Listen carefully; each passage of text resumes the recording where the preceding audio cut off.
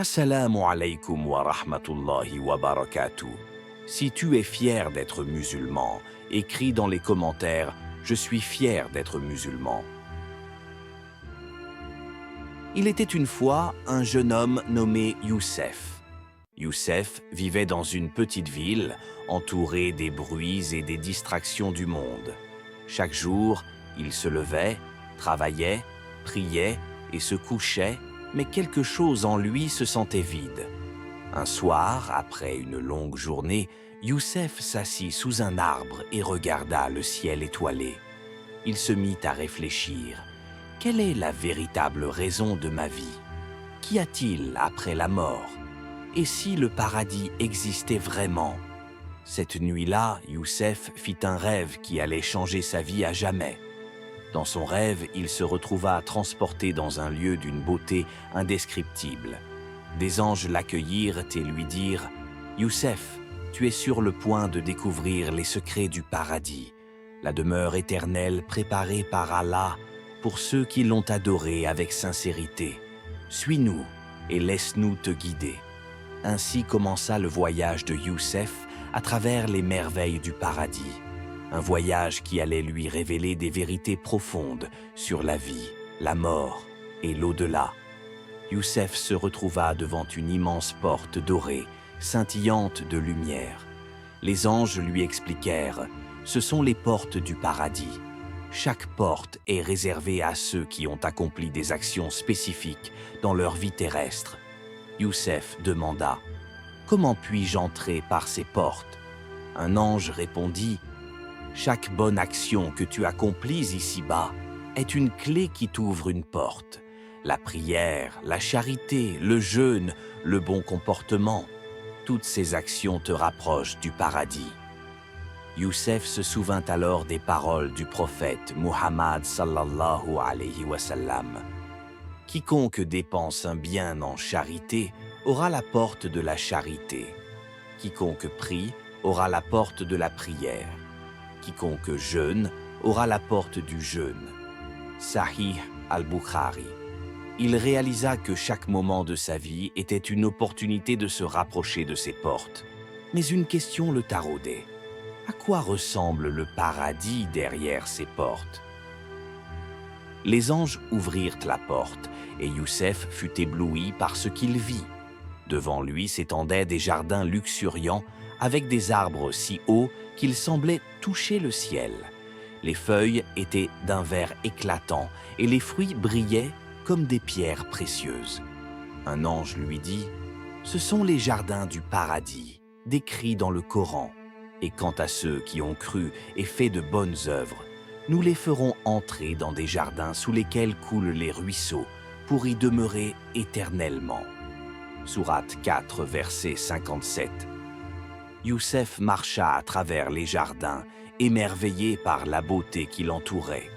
Il vit des rivières de miel pur, de lait et de vin qui n'enivraient pas. Les fruits étaient si délicieux qu'il n'en avait jamais goûté de semblable. Un ange lui expliqua « Ces délices sont une récompense pour ceux qui ont patienté dans l'adoration d'Allah, qui ont résisté aux tentations du monde et qui ont œuvré pour l'au-delà. » Youssef se demanda « Comment puis-je mériter ces délices ?» Les anges emmenèrent Youssef plus loin, où il vit des palais magnifiques, construits avec des pierres précieuses et de l'or pur. Chaque palais était entouré de jardins et de fontaines. Un ange lui dit « Ces palais sont réservés à ceux qui ont cru en Allah et ont accompli de bonnes œuvres. Leurs épouses, pures et belles, les attendent. » Youssef se souvint alors du verset du Coran.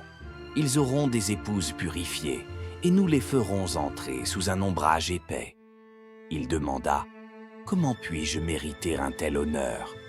Un ange répondit « En étant sincère dans ton adoration, en traitant les autres avec bonté et en évitant les péchés. Chaque bonne action que tu accomplis ici-bas construit ton palais dans l'au-delà. » Alors que Youssef continuait son voyage, il sentit une présence divine qui l'enveloppa. Les anges lui dirent « Youssef, le plus grand délice du paradis est de voir Allah, le créateur de l'univers.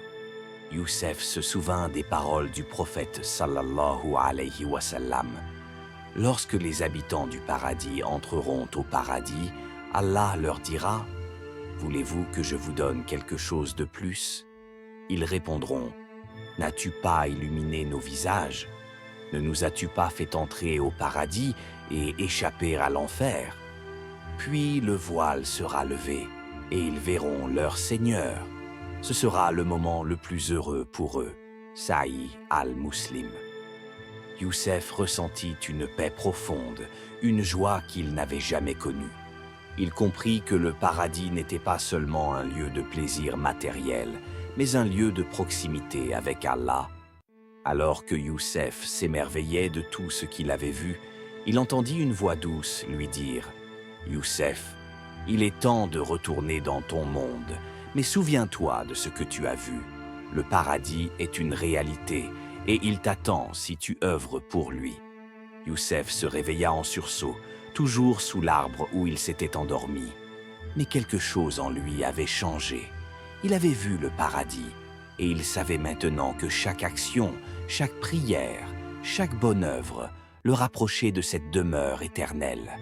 Il se leva, déterminé à vivre une vie pleine de sens, une vie qui le rapprocherait d'Allah et du paradis. Et vous, chers croyants, quel est votre rêve? Quel est votre objectif dans cette vie?